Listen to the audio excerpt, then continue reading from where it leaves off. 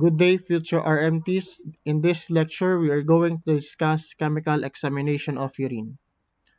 Our learning object outcomes are as follows. Discuss the principle of each pod in the reagent strip. Compare the results of chemical and physical examination of urine. One of the steps in urine analysis is the chemical examination of urine. And routine chemical examination of the urine has changed dramatically since the early days of urine testing. Why? Because of the development of reagent strip method for chemical analysis of urine. Because before they are using chemical test, no, in order to test the chemical constituent of urine. And urine reagent strips provides a simple and most rapid or simple and rapid means of testing the chemical examination of urine or chemical constituents of urine, which includes the pH, protein, glucose, ketones, blood, bilirubin, urobilinogen, nitrate, leukocytes, specific gravity as well, leukocyte esterase, and specific gravity. There are two major or main types of reagent strips manufactured by Siemens and Roche. Okay, Siemens manufactured multi-sticks, while Roche Diagnostics manufactured or released in the market the chem strips as the reagent strip. So here are the examples of bottles for Roche and Siemens.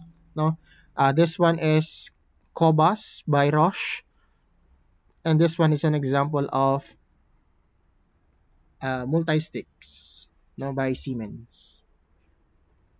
Now, what are the reagent strip technique? Number one is to dip the reagent briefly into a well-mixed specimen. You don't have to soak the reagent strip for long period of time. You just have to make the absorbent pad absorb the urine so that the reaction will occur.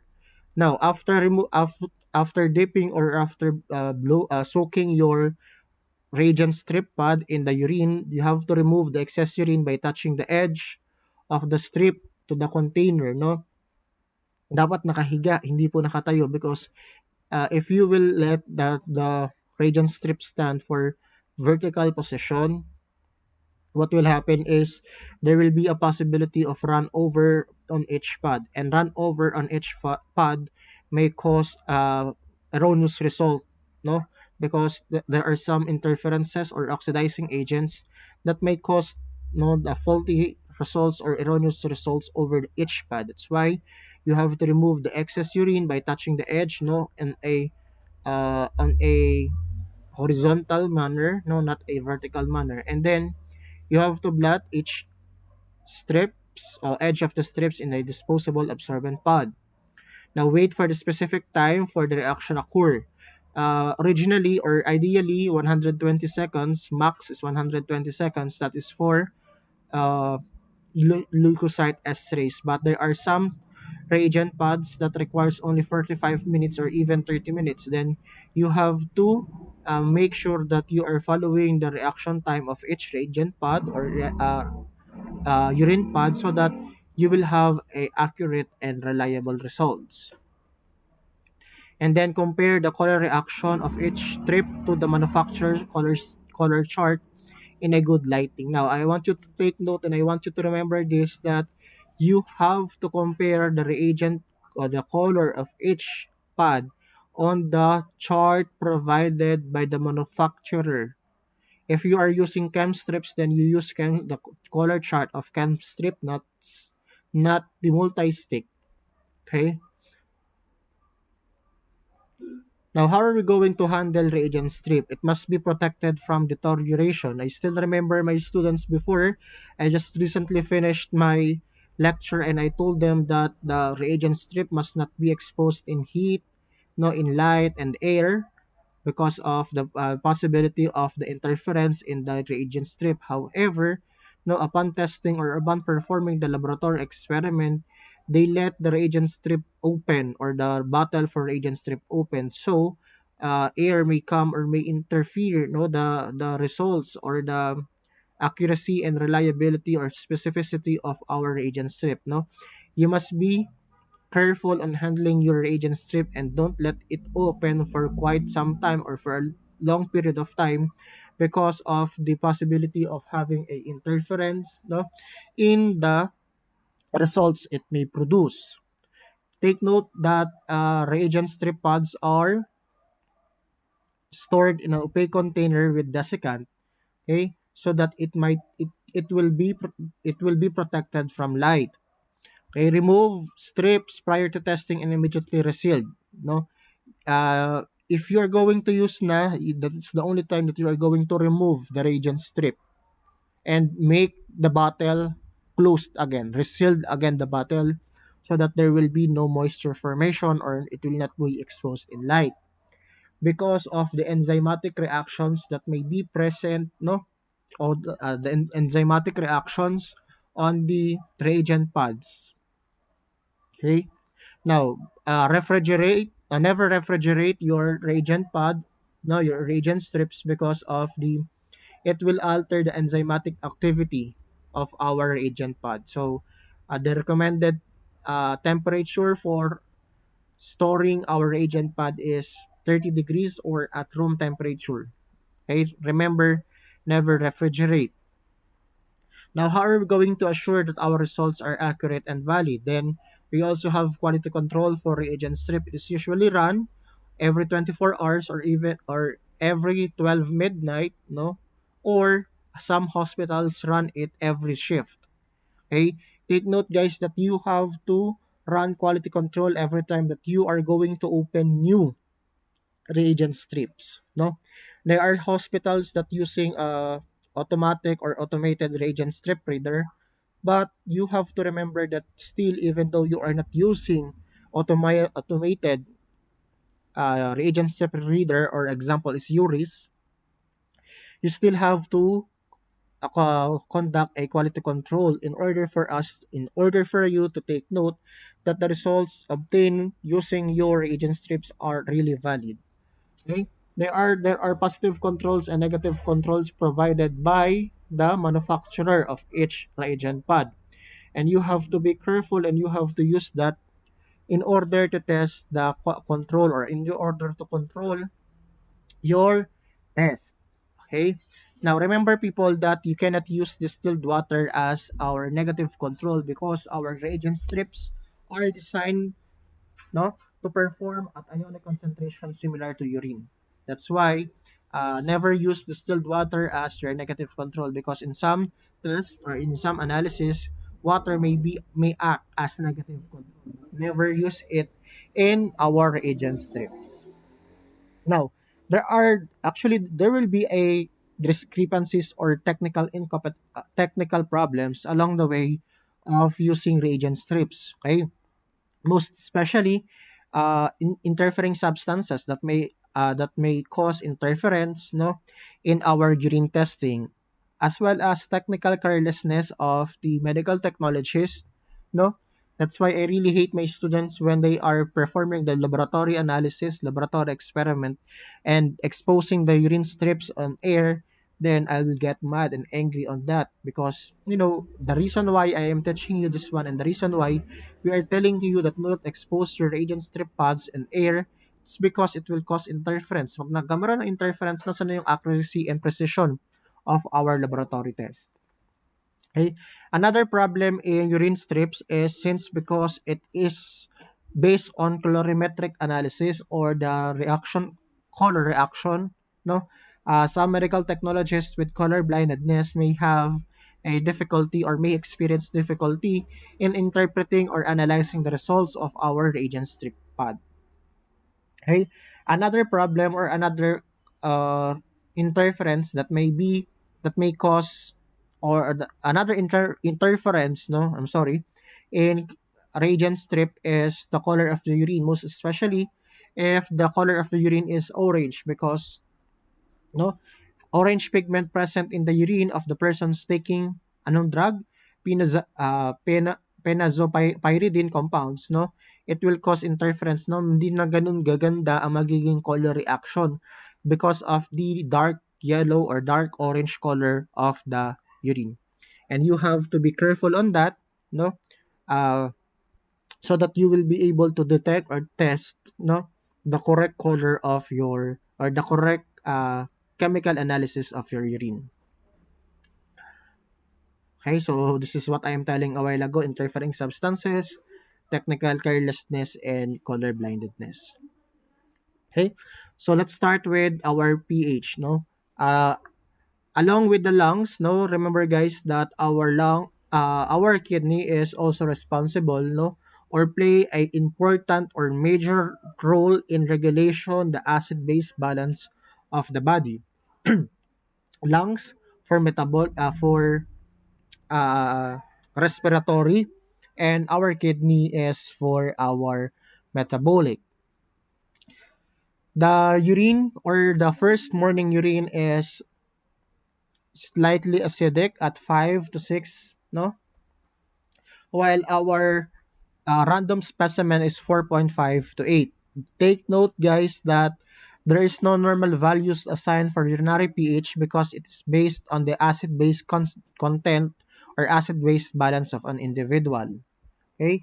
Take note also that pH will also help us to take note the patient's renal function and the presence of possibility of urinary tract infection. Okay?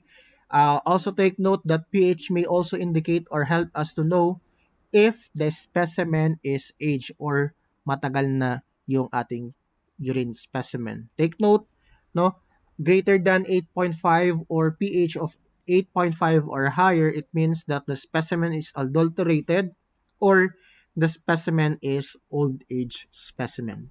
Remember, I told you before, never accept specimen or never accept urine with a pH of 9. Actually, no, uh, pH 8 is not routinely seen, no? So, greater than 8.5 should be rejected and you should ask for submission of another urine. Take note guys that the pH should be read after 60 seconds, no, after being immersed into the urine. Okay, so what is the clinical significance of urine pH? Okay, again, that is primarily as an aid in determining the existence of acid-base disorders. It can be respiratory or metabolic. Take note guys that if you have metabolic or respiratory acidosis, you are a possibility that you will produce an acidic urine. While if you have metabolic and respiratory alkalosis, definitely you will have the possibility of producing an alkaline urine. Okay, so this is what I am telling a while ago: never collect or never accept a pH 8.5, no? Because it means that the specimen is adulterated or old. Or it can be an alkaline reagent or alkaline detergent remains on the container. The reason why it is not recommended to wash urine specimen or urine container and use it again, no? Hindi po siya recommended. Now, take note that reagent strips as reagent strip for our urine pH uses the principle of double indicator system wherein we have bromothymol blue and methyl red. No, the pH is detected when these indicators attract the hydrogen concentration. Okay, so the methyl red ranges from red orange to yellow, and bromothymol blue ranges from blue to green to blue. Meaning to say, a pH of 4.6, 4 rather, a pH of 4 to 6 may ranges from red to yellow, and a pH of 6 to 9 may ranges from green to blue. Blue being the most distinctive color or deep blue of the pH of 9. Okay? Take note guys that there are no known interferencing substances for the pH determination. Okay? Take note what is the principle of our pH. The principle of pH is the double indicator system, and it uses reagents such as methyl red and bromothymol blue. Take note of the sensitivity of multisticks 5 to 8.5. So ibig sabihin, that is the pH or the range of the pH that multisticks can detect, and an increment of 0.5. It means 5.5, 6, 6.5, and so on and so forth. For chem strips, we have 5, pH 5 to pH 9, and increments of 1, meaning to say 5, 6, 7, 8, and so on and so forth. Again, no interfering substances known for our pH. However, okay, run over on the adjacent pads and old specimen may cause uh, some error, no? But interferencing substances or other substances are not seen, no, in our reagent strip for pH. Now, our pH is correlated with the other results such as the nitrite and leukocyte for leukocytes as well as the microscopic. So, bakit po ang nitrite is recommended or correlated with pH? Di ba sabi natin, there are organisms, no, or microorganisms that can cause pH, no, can cause urinary pH or acidic pH, no. So the it is correlated in our pH, no, yung ating mga urinary tract infections. Most especially if there is a bacterial infection. Okay? Next is the protein. Take note guys that the protein is the most indicative of renal disease since protein cannot pass through our glomerulus because of its high molecular weight. No? And protein can be associated with early renal diseases. However, a normal urine might contain small amounts of our protein. Okay? Small amounts of protein can be seen in the urine. That is less than. Okay? Kindly check this and kindly edit this. This should be less than, no? Less than 10 milligrams per deciliter or 100 milligrams for 24 hours is the normal constituent of the urine. Now, albumin is the major protein that can be found in the urine. Although this is a protein, albumin has a low molecular weight which permits it to be filtered by the glomerulus. Okay. The other protein that can be seen in the urine may be due to the urogenital proteins, no, or genitourinary tract, no, proteins. Okay. Tam-Horsfall uromodulin, the backbone or the major protein of our cast, no, produced in the distal convoluted tubule and in the matrix. Yan, this is what I am telling. The matrix of our cast is the Tam-Horsfall protein. Okay. Now, what is the clinical significance? No, does not always signify a renal disorder. Now, yun lang gusto kong tandaan sa inyo. It doesn't mean that you were able to detect amount of protein. It is already associated with renal disorders. No, because we have what we call pseudoproteinuria, which will be discussed later, which causes false or transient presence of our protein in the urine. Now, again, the clinical significance of our protein is set at 30 milligrams per deciliter. Again, take note, 30 milligrams per deciliter. Now, proteinuria can be classified as pre-renal, post-renal, and renal. No, from the word itself, pre-renal, renal, and post-renal. So, pag sinabi nating pre-renal proteinuria, these are the conditions that affecting the plasma prior to the blood being filtered in the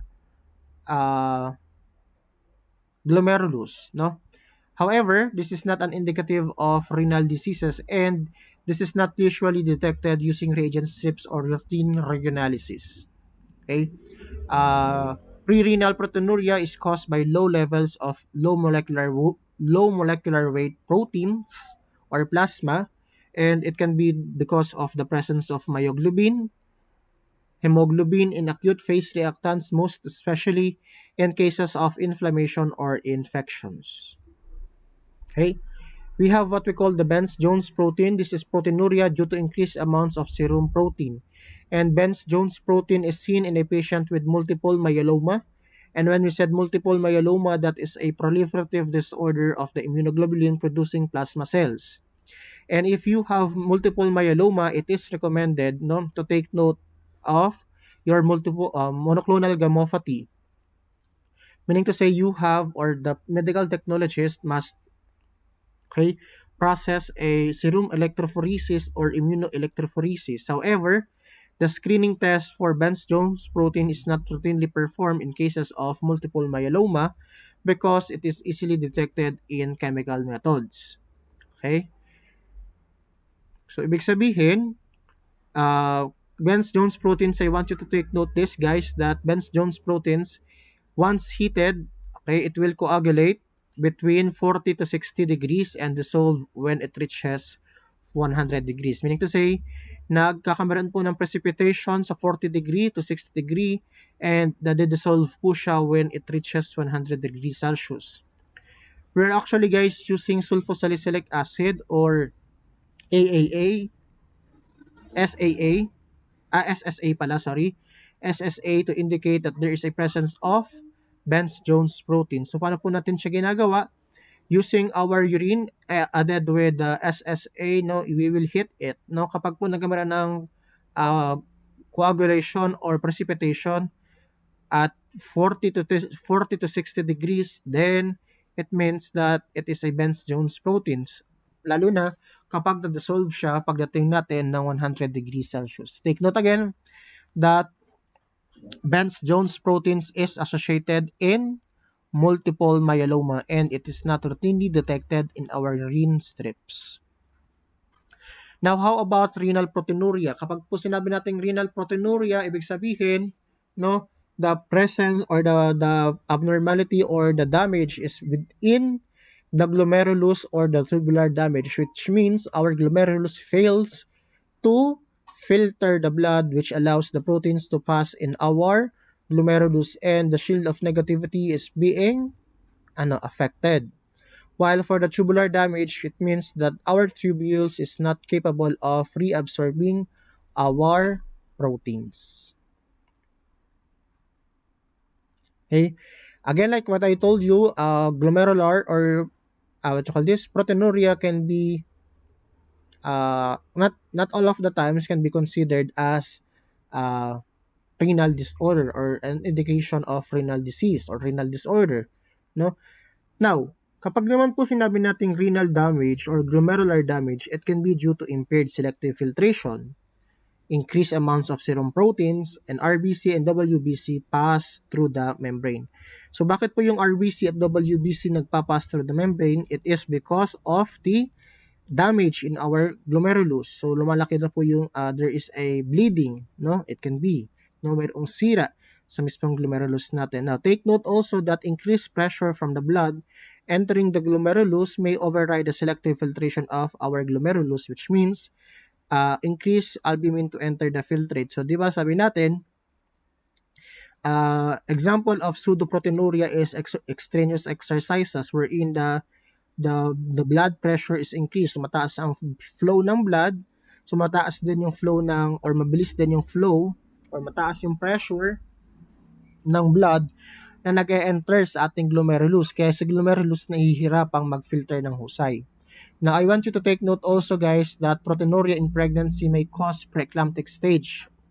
Okay? Ito po yung mga nangyayari, halimbawa, namatay, no? Sasabi nagkameron ng eclampsia because of proteinuria in the pregnancy. That's why some doctors or some OB/GYN, they're testing for the presence of protein in the urine prior to the delivery of birth, because to take note if the patient might develop hypertension or pre-eclamptic stage or magkameron siya ng post-eclampsia, no, which can cause death to the patient. Okay, so this is what I'm telling a while ago, the benign proteinuria, because it is due to extraneous exercises, high fever, dehydration, and exposure to cold, which allows make the glomerulus filtration impaired. Now, we also have here microalbuminuria, which is a development of diabetic nephropathy leading to reduced glomerular filtration. Okay, it is common to a person with type 1 diabetes mellitus and even type 2 diabetes mellitus. No?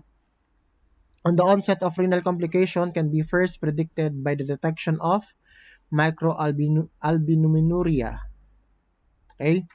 And the progression of renal disease can be prevented through the stabilization of blood glucose and control of hypertension. Now, take note, guys, that the presence of Microalbuminuria can be an indication or associated with increased risk of cardiovascular disease. Now, how about orthostatic proteinuria? Kapag po sinabi nating orthostatic proteinuria, that is what we call postural proteinuria. Okay? Empty the bladder before going to the bed, and then it requires two specimens. First one is immediately after rising from bed, and the second one is remaining in a vertical position for several hours. Now, take note guys that it occurs following periods spent in a vertical position. Now, kapag matagal kang nakatayo, okay, kapag matagal kang nakatayo, doon po nataas, no? Doon mataas ang iyong orthostatic proteinuria o ang iyong protein. Bakit? Kasi po hindi na po nagkakaroon po ng increased pressure on the renal vein when the vertical position is believed to account for this condition. So, kapag nakatayo, mataas yung renal pressure, okay, ng vein. Kaya po nahihirapan mag-filter si glomerulus. Now, usually, orthostatic proteinuria is seen doon po sa mga pasyente o doon sa mga taong madalas nakatayo. Usually, mga sales lady, no? It requires two tests. The one is after rising from bed kasi naka-ano ka doon. Naka-horizontal position ka doon, nakahiga ka, hindi ka naka-vertical position. So, ibig sabihin, yung flow ng blood natin, okay lang. No? The second specimen may be collected after remaining for quite some times in a vertical position. Okay? So, how to take note on how to indicate if that is an orthostatic proteinuria? Definitely, the first urine specimen should be negative for protein. Okay? And the second is positive for protein. Now, if you had this type of results, then it is an indication of orthostatic proteinuria. Now, how about tubular proteinuria? Now, increased albumin is also present in disorders affecting the tubular reabsorption because of normally filtered albumin can be no longer be absorbed. No, tubular proteinuria can be also be seen in exposure into toxic substances and heavy metals, as well as in severe viral infections, and of course, we have a Fanconi's syndrome. We will discuss Fanconi's syndrome and renal diseases. Now, how about post-renal proteinuria? It means it is not because the presence of protein is not due to the problem in the kidney. No, it means the presence of the urine or the presence of protein in the urine is because nangyari na, no?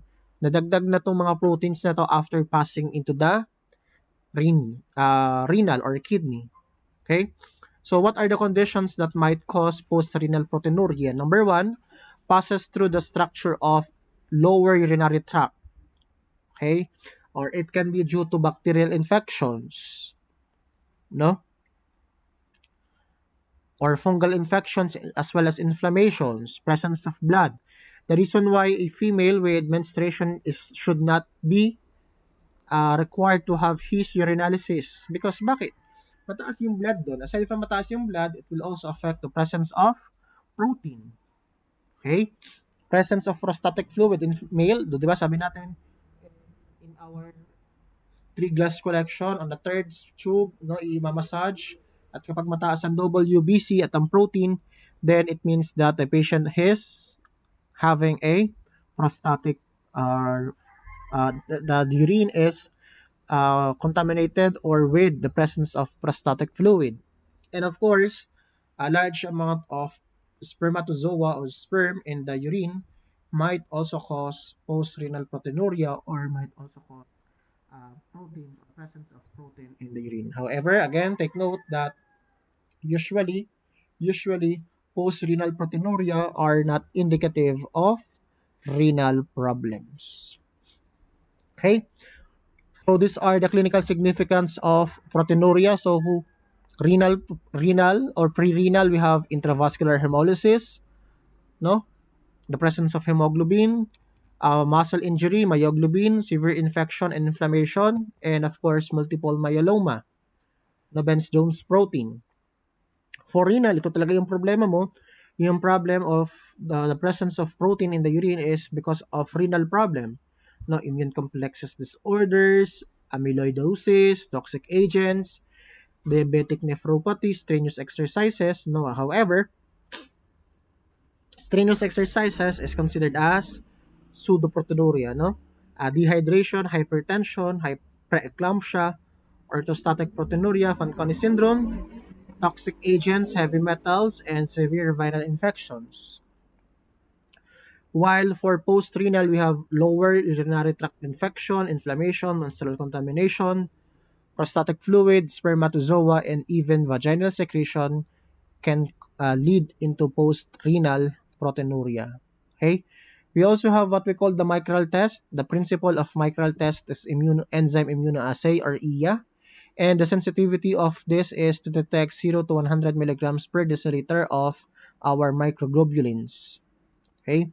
The interference for Micral Test includes diluted urine. No?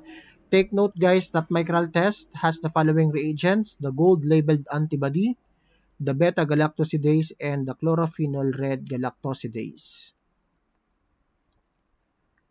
Okay, if the principle of our pH is the double indicator system, now the principle of our reagent strip for our protein is the protein error of indicators. It uses tetrabromophenol blue and tetrachloro tetrabromsulfonophthalin blue or sulfonophthalin as our indicator, no?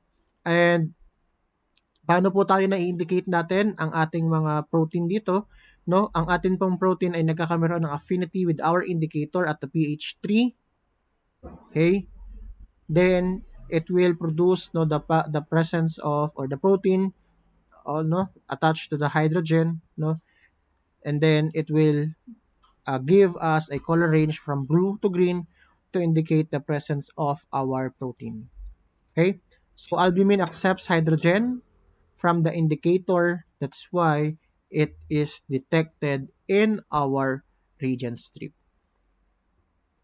And I want you to take note, guys, that reagent strip, or the urine reagent strip is sensitive to albumin. Okay, so the readings can be negative, trace, 1 plus, 2 plus, 3 plus, and 4 plus. And adjacent on it is its semi-quantitative values. Take note, greater than 30 milligrams per deciliter of protein is considered clinically significant. Okay, so here are the false positive results for urine urine protein.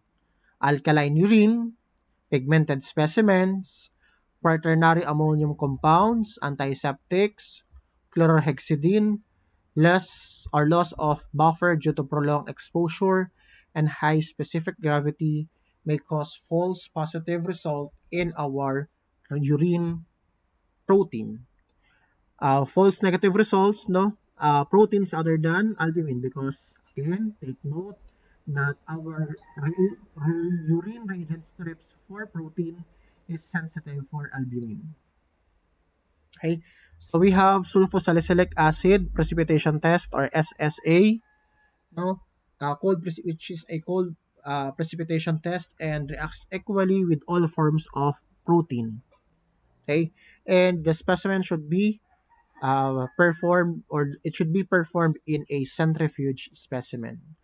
So this is the test, sulfosalicylic acid precipitation test, 3 ml of our 3% SSA reagent added to 3 ml centrifuge urine, mixed by inversion and observed for cloudiness. And then the degree of cloudiness or degree of turbidity will be graded as follows. Kapag po no turbidity, meaning to say that is negative. Okay, so the protein range is less than 6. Trace, a noticeably turbidity. So the protein range is between 6 to 30 mg per deciliter. 1 plus, distinct turbidity, no granulation, 30 to 100 milligrams per deciliter. 2 plus, turbidity, granulation, no flocculation. 100 to 200 mg per dl.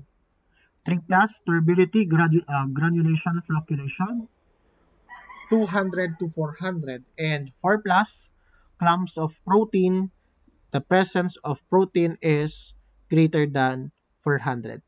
Again, guys, this is what we call semi-quantitative test for the presence of protein. Another reagent pad in the urine strip is the glucose. Okay, and take note, guys, that glucose is the major, no, the major or the most frequently performed chemical analysis in the urine is the glucose. Okay, so hyperglycemia is associated with diabetes mellitus, pancreatic cancer, Cushing syndrome, no cortisol because of cortisol, pheochromocytoma, CNS damage, pancreatitis, acromegaly, hyperthyroidism, stress, and gastrointestinal diabetes. Okay? So ito po mga conditions na to will cause hyperglycemia or mataas in glucose level because of some problems in the hormonal or enzymatic reactions. While renal associated po tayo ng increase in glucose is Fanconi's syndrome, advanced renal disease, and even pregnancy. Okay? So the reagent strip glucose oxidase provides the specific test for glucose. Now, tandaan natin that the reagent strip for glucose is sensitive only, specific only for glucose. Okay? So, for glucose lamang po siya. Okay? And the reaction or the principle of our reagent strip for glucose is the double sequential enzymatic reaction. Okay, again, our principle for our glucose reagent strip is double sequential enzymatic reaction. Okay, so the glucose will be exposed in air, in oxygen, and the glucose oxidase will convert glucose into gluconic acid and hydrogen peroxide. Once that there is a presence of glucose, the glucose oxidase will break glucose into gluconic acid and hydrogen peroxide. Hydrogen peroxide and the chromogen in our reagent pad, through the help of the enzyme peroxidase, will oxidize the chromogen to produce the color reaction. Okay? So, ano yung mahalagang enzymes na meron po tayo dito sa glucose reaction natin? Glucose oxidase and peroxidase. Glucose, the presence of glucose, excuse me, the presence of glucose in the urine, so with exposure in oxygen and the help of glucose oxidase, will convert it into gluconic acid and hydrogen peroxide. This hydrogen peroxide will react with chromogen with the help of peroxidase so that the chromogen will be oxidized and it will produce a color reaction. So that is the principle of our double sequential enzymatic reaction for glucose oxidase. Meaning to say, if there is no presence of glucose, then there will be no reaction. Okay? So multi-sticks, the indicator that is used in multi-sticks is potassium iodide, which changes the color from green to brown. Brown having the most distinctive or the highest indication that there is the highest amount of protein, glucose in the urine. Chem strips, tetramethylbenzidine, yellow to green naman po ang kanyang color range. So, reporting can be done as negative, trace, 1 plus, 2 plus, 3 plus, or 4 plus, and a semi-quantitative, ranging from 100 milligrams per deciliter to 2 grams per 2 grams per deciliter, or 0.1% to 2%, no? Okay, the American Diabetes Association recommends quantitative reporting, but in the Philippines, we are reporting it as 1 plus, 2 plus, 3 plus, and 4 plus. Okay, so what are the reaction interference? We have the positive, false positive, okay, contaminated by oxidizing agents and or detergents, because these oxidizing agents will react with our glucose oxidase, no? So yun po ang nagiging dahilan kung bakit tayo nagkakaroon ng false positive results. Now, how about false negative results? High level of ascorbic acid, ketones, specific gravity, no? Low temperature, improperly preserved specimen. Improperly preserved, na-utilize po ng mga microorganisms. Okay? So, we also have here copper reduction test. Ito po yung kilala nyo sa tawag na copper sulfate test, or what we call the, sometimes they referred as the Clinitest. Okay? It is the earliest chemical test performed on the urine, and it has the ability to, the principle of copper reduction test is the ability of the glucose and other reducing substances to reduce copper sulfate into cuprous oxide. This is actually, guys, the principle of what we call Benedict's test. Okay? Ito po yung ginagawa nyo in your biochem. That is the principle of our Benedict's test. The ability of glucose and other reducing substances to reduce copper sulfate into cuprous oxide. So, ibig sabihin, copper reduction test is not sensitive for glucose. No? Hindi siya sensitive sa glucose lang. Bakit? Kasi sabi natin, ability of glucose and other reducing substances. So, ibig sabihin, those other substances that can reduce copper sulfate can have a positive reaction. Unlike in glucose oxidase or in urine reagent strip, no, it is only intended, or it can only detect the presence of our glucose. But here, no, copper sulfate, no, plus the reducing substances, it can be glucose, no. Once we apply heat, nag-change po yung color niya. Bakit? Na-reduce po natin yung copper sulfate into cuprous oxide, and the color change. Okay? So, yan. So, copper sulfate, sodium carbonate, and sodium citrate buffer is the component of the Benedict's solution. Okay? Take note, guys, that the Clinitest employs Benedict's principle. Ano nga yung Benedict's principle?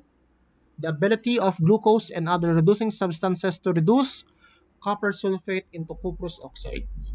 Okay? So, Clinitest, no, is a tablet test, is a tablet form, is a tablet test, no, that contains copper sulfate, sodium carbonate, sodium citrate, and sodium hydroxide. So this is an example of our Benedict's test.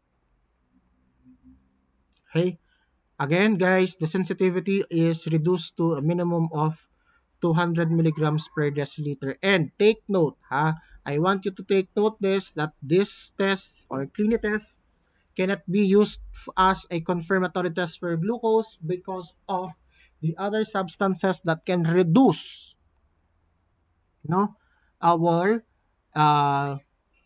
copper sulfate. Okay?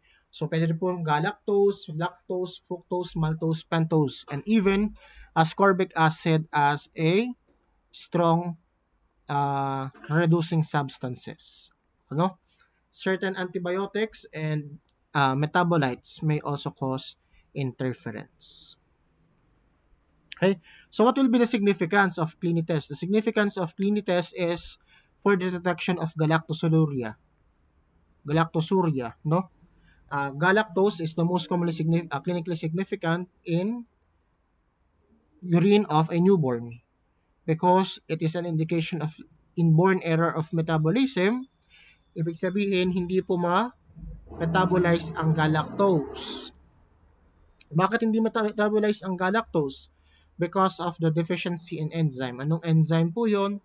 That is galactose 1-phosphate uridyl transferase. Okay, take note, the reason why the patient cannot metabolize galactose is because of the deficiency in the enzyme galactose 1 phosphate uridyl transferase. And usually, no, it is performed in a pediatric less than 2 years of age.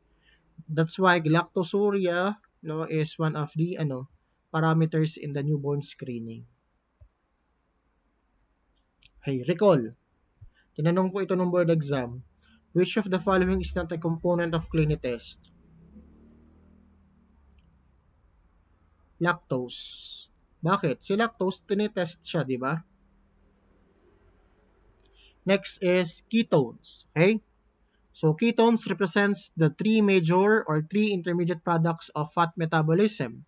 That is acetone, acetoacetic acid, and beta-hydroxybutyrate or the BHA.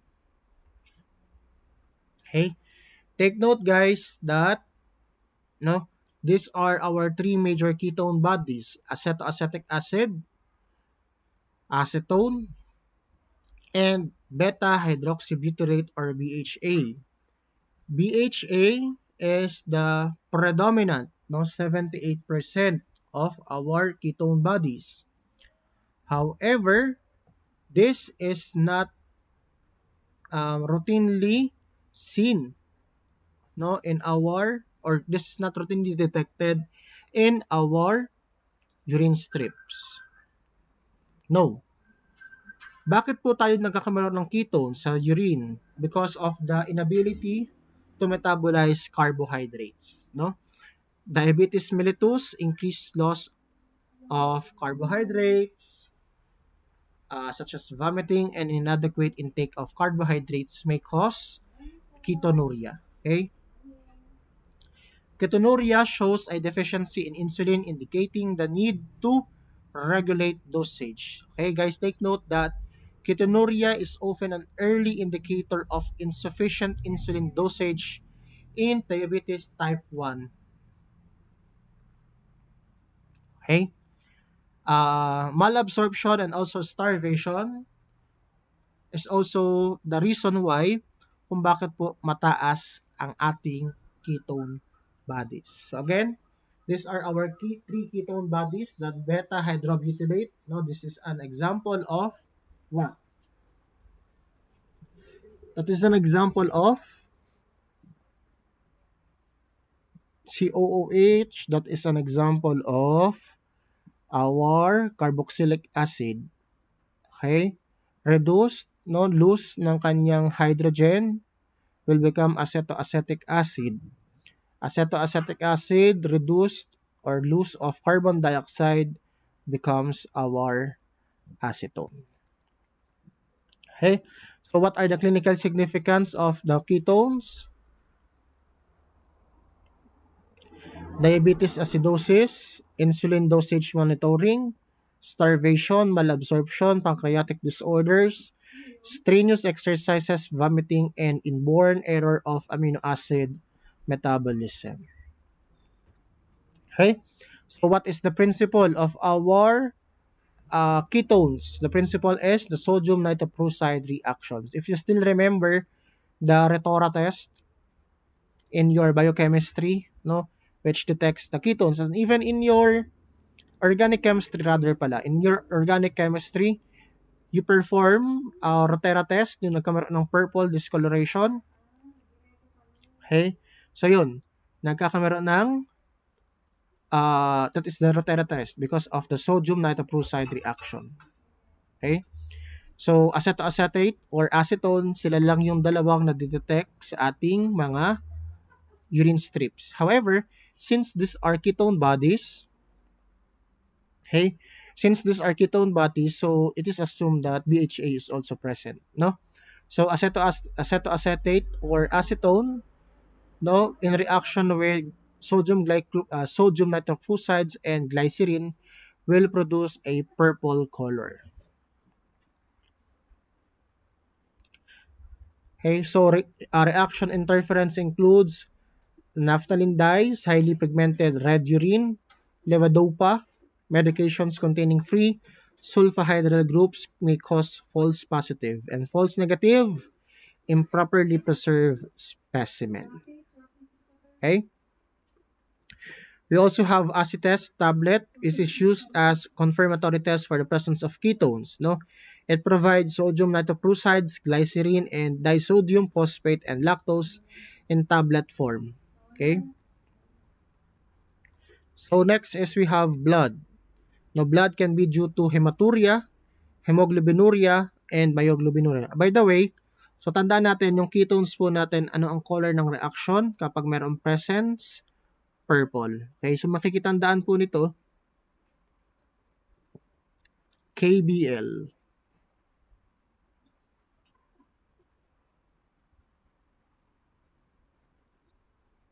Okay?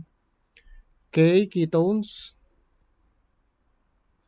L, leukocytes. B, bilirubin. Yan.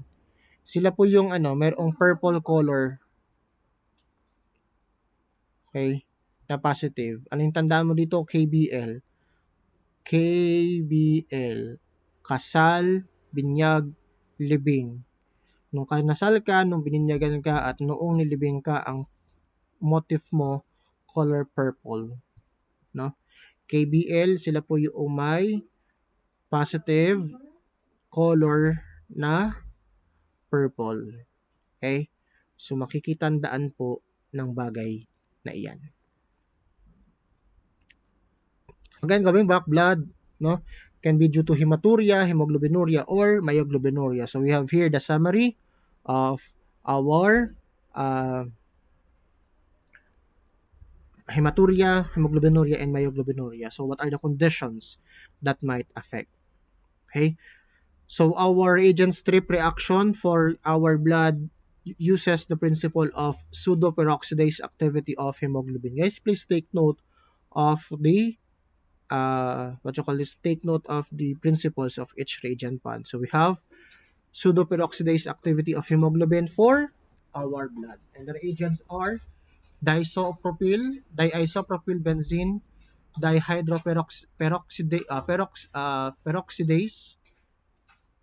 peroxide, tetramethylbenzidine. Again, the reagents are diisopropyl benzene, peroxide, tetramethylbenzidine. That is for the multi-sticks. And for the chem strips, we have dimethyl or 2,5-dimethyl 2,5 dihydroperoxide tetramethylbenzidine. Okay? So again, the principle is, no? What is the principle? The error of our hemoglobin, no? Okay? So we have here the chromogen and the peroxide and the hemoglobin peroxidase. Now the oxidized chromogen and peroxidase, hydrogen peroxide will be detected. Again, the principle is pseudoperoxidase activity of hemoglobin. Okay?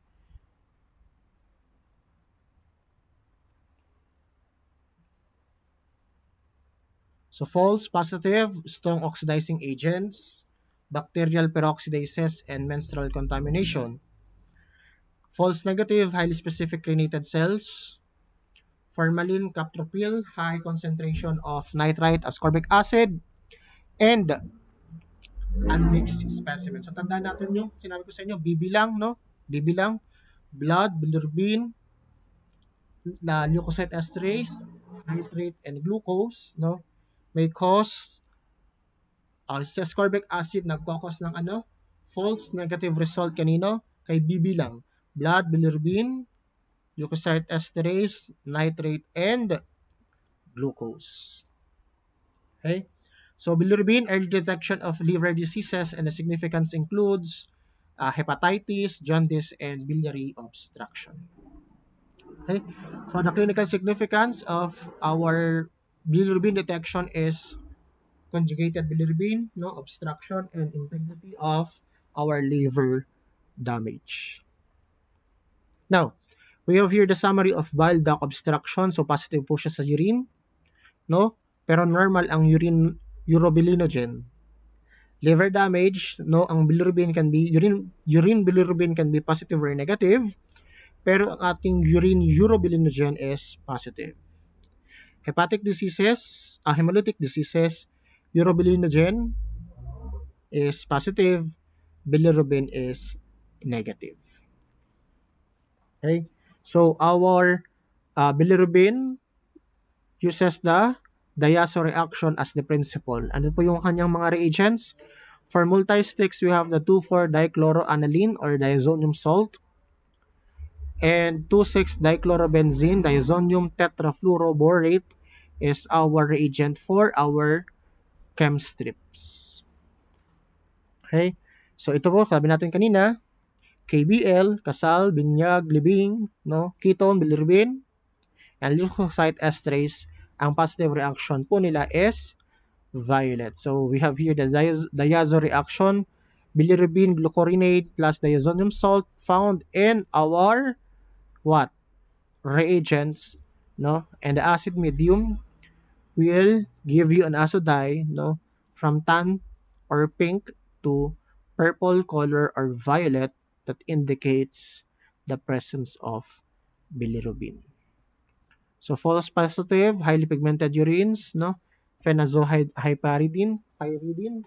Diba sabi natin yung may mga orange color ng urine, no? Kaya po minsan kailangan tingnan ng husay kung ano yung color ng reaction, most especially kapag dark orange ang color ng urine.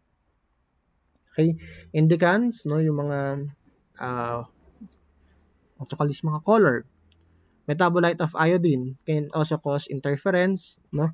And our reagent strip for bilirubin. No, what about the false negative? So exposure to the light. Oh, alam naman natin 'yan. Photosensitive ang bilirubin, no? Ascorbic acid, no, greater than 25 mg per dl, bibilang false negative, and high concentrations of nitrate might also cause false negative reaction in our bilirubin.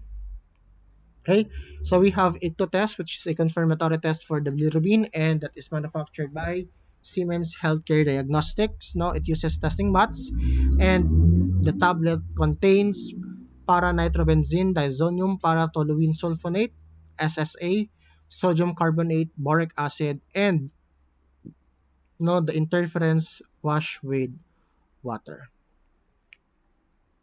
So this is the procedure for our Ictotest. Next is urobilinogen. Of all, take note of this, of all tests in our urine strips, aside from pH of course, and specific gravity, ito lang po yung hindi natin tinetest or hindi po natin nire-release ng negative. Instead, normal. No? So, urobilinogen is a bile pigment that results from hemoglobin degradation. And the normal volume or volume of our urobilinogen is less than 1 milligrams per deciliter, or Ehrlich units is considered as normal. Take note guys that increase in urobilinogen is seen at the afternoon or in afternoon between 2 p.m. to 4 p.m. No? Mataas po ang ating urobilinogen in afternoon, no? 2 p.m. to 4 p.m. Bakit? Kasi po after lang natin, tatapos lang natin ng intake ng meal. Kaya usually, yung pong mga tao, no, merong mataas na or nagpa-positive sila sa urobilinogen sa hapon, no?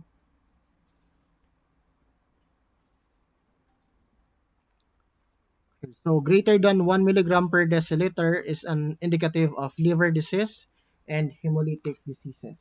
Diba sabi natin kanina, doon sa table natin, no, pinakita natin kung ano yung difference ng urine urobilinogen and urine bilirubin in different liver diseases, no? So this is our reaction for our urobilinogen. Okay? So Ehrlich's reaction po, urobilinogen plus para-dimethylaminobenzaldehyde, which is our Ehrlich's reagent. No, an acid will give you a red color. That is for multi-sticks. And for chem strips, we have 4-methyloxybenzene diazonium tetrafluoroborate, no, or diazonium salt, no, and an acid to have a red color for the presence of our urobilinogen. Okay, so our principle is Ehrlich's reaction. Now these are the false positive results or interference. Okay, for pobilinogen, indican, para aminosulfolic acid, sulfonamides, methyl dopa, procaine, chlorphorazine, highly pigmented urine. For false positive and false negative old specimen, preservation in formalin, sometimes due to prolonged exposure in light. Now, sometimes nagiging photosensitive din po ang ating urobilinogen. So, ibig sabihin, urobilinogen and our bilirubin should be tested against light, no? Against too much exposure in light. So we have here Watson's keywords test, which is a classic test for differentiating between urobilinogen and forfobilinogen. Okay, we are using here two tests, no? The one using chloroform and the one using benzene. So kapag po nagkakaroon ng it will be too hard for you to figure it out because hindi mo siya mapaperform. Pero ganyan lang yan. But do not expect that you will have uh, this type of reaction na yellow and red. No, pinakikita lang to indicate what is happening, no? Ano po yung nagiging result. So we have two tubes, the one containing urine and the one containing both containing urine. The first tube is containing chloroform and the other one is containing benzene. So pag yung first tube, yung chloroform nagsettle down, no, at yung benzene nasa taas, that's an indication of urobilinogen. Okay? Now, kapag naman po ang urine, no, mayroon turbidity kasi, no, turbidity and cloudiness na tinatawag dyan. Kaya, and take note that benzene and chloroform are colorless sila parehas. Kaya, it will be too hard for you to imagine. Sige, let's perform this in our laboratory so that you will be able to indicate or you will be able to know kung ano po yung nangyayari dito. Okay? So, ganun. Kapag nasa baba ang clear, nasa taas ang turbidity, dun sa second tube, nasa baba ang clear, nasa taas ang clear, nasa baba ang turbidity, that is a forfobilinogen. Kapag po parehas na clear ang ilalim, that is an indication of Ehrlich's reactive. Kapag po uniform composition, ibig sabihin there is a presence of both urobilinogen and forfobilinogen. Okay? So yan, ganun po siya. Hodge test is a rapid test for urine forfobilinogen, no? And the sensitivity is greater than or equal to 2 milligrams per deciliter. Okay, nitrate. Okay, the purpose of nitrate is the detection of bacteriuria or the presence of bacteria in the urine, urinary tract infections, and the success of antibiotic therapy. Okay, so ano po yung reactions or principle ng ating nitrate is the grease reaction. Okay, positive nitrate accomplished to 100,000 organisms per ml. So take note of this. Positive nitrite corresponds to 100,000 organisms per ml. Okay, so these are the reaction interference for our nitrate. So number one, bacteria that lacks enzyme reductase do not possess the ability to reduce nitrate to nitrite. Okay, reductase is found in gram-negative bacteria such as Enterobacteriaceae. That is the most frequently cause of urinary tract infections. Okay, so kapag may UTI ka, ibig sabihin positive din ang iyong nitrate because of the reductase, no, enzyme that is possessed by Enterobacteriaceae that reduce nitrate to nitrite. Okay? Non-nitrate reducing gram-positive bacteria and yeast, however, cause a significant number of infections. And the nitrate test does not detect the presence of these organisms. Okay? Example, Staphylococcus epidermidis. Hindi po siya Enterobacteriaceae. I'm sorry, Staphylococcus saprophyticus pala, no? Example, sa Staphylococcus saprophyticus, wala po siyang reductase. At kaya hindi po siya na-detect through the nitrate test. Kaya po hindi po indication ng bacterial infection lagi ang nitrate test kasi hindi lahat ng bacteria mayroong reductase. Okay, next. Bacteria capable of reducing nitrate must remain in contact with urinary nitrate long enough to produce nitrite. Therefore, nitrate test should be performed on the first morning specimen or specimen collected after urine has remained in the bladder for at least 4 hours. The correlation between positive cultures and positive nitrate test is significantly lower when testing it performed on a random specimen. That's self-explanatory. The reliability of the test depends on the presence of adequate amounts of nitrate in the urine. Okay, so ayan yan.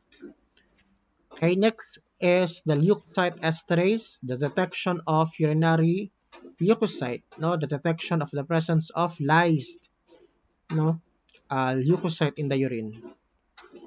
Well, of course, microscopic examination still recommended in order to know and in order to take note that there is a significant amount of leukocytes in the urine.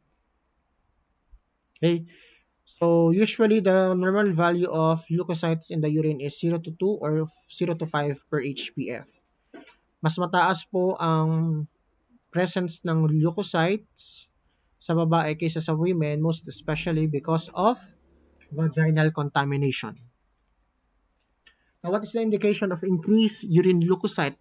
The indication of that is urinary tract infections, no? Okay, and leukocyte esterase detects granulocytic WBC and monocytes.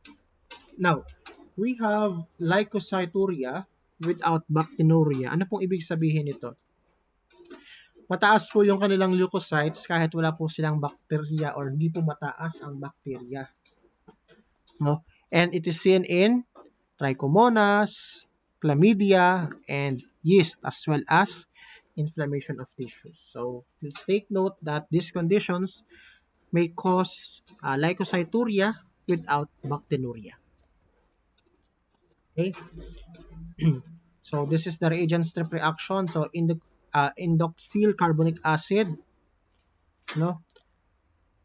The leukocyte esterase, and then the indoxy plus acid indoxy plus diazonium salt, no, in an acid medium produces a purple azodye, which is the positive reaction for our leukocyte esterase activity. Okay?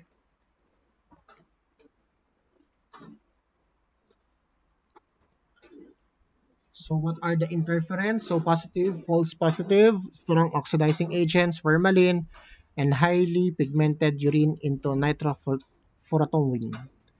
False negative, no? High concentrations of protein, glucose, oxalic acid, ascorbic acid, bibilang. gentamicin, cilaphosphorins, tetracyclines, and inaccurate timing. Bakit po? Si atin pong leukocyte esterase na may pinakamatagal. Gaano katagal? 120 seconds. No, specific gravity, the principle is the polyelectrolyte change, and the sensitivity is 1.00 to 1.30. Take note, kapag 1.00, that is impossible. Bakit? Kasi hindi na yan urine, tubig na po yan.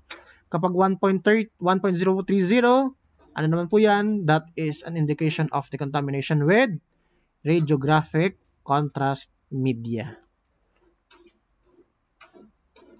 Okay, so false positive, a high concentration of protein, and false negative is high alkaline urine. Okay, so thank you for listening.